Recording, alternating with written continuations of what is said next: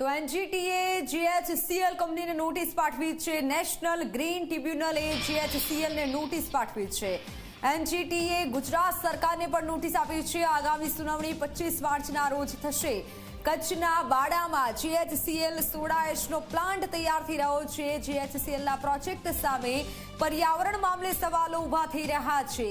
16 lakh ton soda એશનો આ plant આવી રહ્યો છે અને આ વિસ્તારમાં પર્યાવરણ મામલે અતિ સંવેદનશીલ આ વિસ્તાર છે અને આ વિસ્તારમાં જ આ પ્લાન્ટ આવી રહ્યો છે ત્યારે ગ્રીન ટર્ટલ અને ડોલ્ફિન પણ જોવા મળે છે.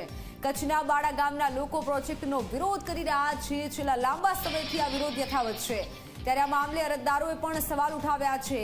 જીએચસીએલ પ્રોજેક્ટ સામે એનજીટીમાં ફરિયાદ નોંધવામાં આવી છે.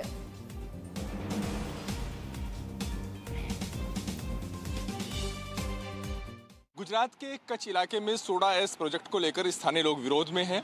इस मामले में कंपनी को मिली पर्यावरण मंजूरी के खिलाफ कुछ लोगों ने एनजीटी पुणे का रुख किया था और ट्रिब्यूनल ने इस याचिका पर सुनवाई करते हुए कंपनी को नोटिस जारी कर जवाब मांगा है. इस पर हमारे साथ बात करने के लिए याचिकाकर्ता की तरफ से जो वकील राहुल चौधरी साथ हैं.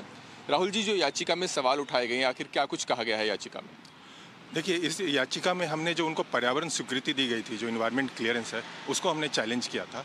और मुख्य चैलेंज करने का कारण ये था कि ये क्रिटिकली वर्नेबल कोस्टल एरिया, जिसको आप कच्छ के बहुत ही इकोलॉजिकल फ्रेजाइल एरिया कह सकते हैं, वहाँ पे आ रहा था.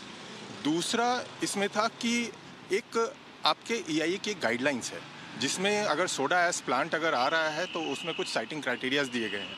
उसमें है कि 5 किलोमीटर की दूरी होनी चाहिए किसी इकोलॉजिकल सेंसिटिव एरिया से, पर ये आपका तो कच्छ के इकोलॉजिकल सेंसिटिव एरिया के अंदर ही आ रहा है.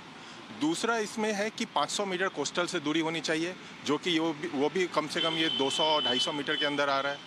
फिर इसमें है कि आपको 500 मीटर इसके दूरी होनी चाहिए, आपके हैबिटेशन से भी दूरी होनी चाहिए, उसमें भी ये हैबिटेशन के बिल्कुल पास आ रहा है.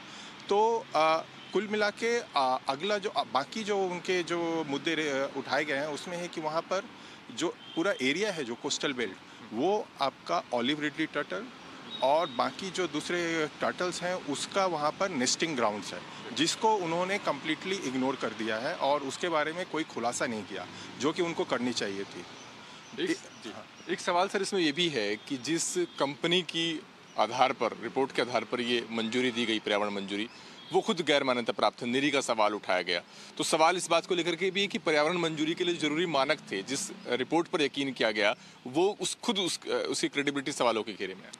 हाँ, इसके ऊपर इसमें मुद्दा पहले भी रेज किया गया था, जब पर्यावरण स्वीकृति नहीं दी गई थी, कि ये आपको NABET से एक्रेडिटेड होना चाहिए था, इसको जो संस्था जो इसकी इम्पैक्ट असेसमेंट करेगी. और नीरी के पास सोडा एश प्लांट के लिए किसी तरह का कोई एक्रेडिटेशन नहीं था.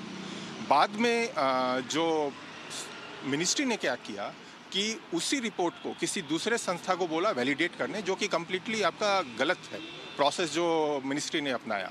इसमें उसकी रिपोर्ट को, क्योंकि वो एग्रीडेटेड नहीं है वो संस्था, उसकी पूरी तरह से रिजेक्ट करके उसको किसी एग्रीडेटेड संस्था से उसको दोबारा इम्पैक्ट असेसमेंट करवाना चाहिए था. इसमें हमसे बात करने के लिए तो वकील राहुल चौधरी का ये कहना है इस मामले में कि ट्रिब्यूनल ने कंपनी और केंद्र सरकार और गुजरात सरकार को नोटिस जारी कर जवाब मांगा है. 25 मार्च को इस मामले को लेकर अगली सुनवाई होगी और तब ट्रिब्यूनल तय करेगा कि इस मामले में जो पर्यावरण मंजूरी दी गई है, क्या वो नियमों के विपरीत जाकर तो नहीं दी गई है. कैमरा पर्सन रंजन रस्तोगी के साथ अरविंद सिंह, जी मीडिया, दिल्ली. तो बफाट करे अब बाद भक्ति हरी स्वान